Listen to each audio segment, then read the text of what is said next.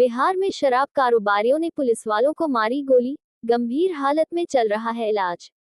बिहार में शराब तस्कर अब इतने बेखौफ हो चुके हैं कि उन्हें अब पुलिस का भी डर नहीं रहा। यही कारण है कि आए दिन शराब तस्कर पुलिस टीम पर भी हमला करने से बाज नहीं आ रहे हैं। ताजा मामला बिहार के मधुबनी जिले की है, जहां शराब तस्करों ने पैंथर मोबाइल टीम के ऊपर गोली चला दिया, जिसमें तस्कर द्वारा चलाई गई गोली 2 जवानों को लगी है। गोली लगने से एक जवान की हालत गंभीर बनी हुई है।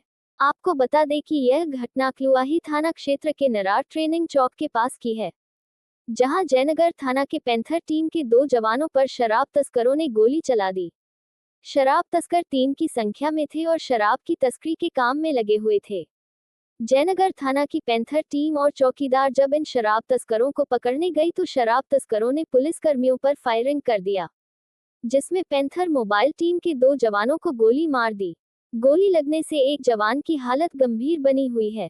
दोनों पुलिस जवानों को इलाज के लिए अनुमंडलीय अस्पताल जयनगर में भर्ती कराया गया, जहां से चिकित्सक ने जवानों की गंभीर स्थिति को देखते हुए बेहतर इलाज के लिए मधुबनी सदर अस्पताल रेफर कर दिया। घायल जवानों का इलाज मधुबनी के एक निजी अस्पताल में जारी है, जहां स्वयं एसपी सुशील कुमार पहुंचकर घायल जवानों का हाल चाल जाना और इलाज कर रहे डॉक्टरों से बातचीत की। घटना के बाद से इलाके में हड़कंप मचा हुआ है। पुलिस पर हमला करने के बाद सभी शराब तस्कर हथियार लहराते हुए मौके से फरार हो गए।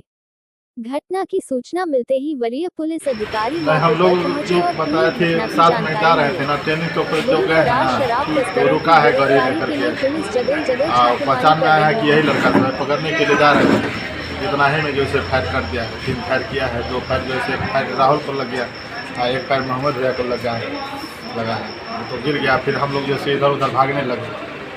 फायर करके अपराधी भागने में सफल रहा? जी, भागने में सफल रहा। पहचान हुई है? जब ये गोली लगा मोहम्मद भैया का नहीं पहचान में नहीं आया।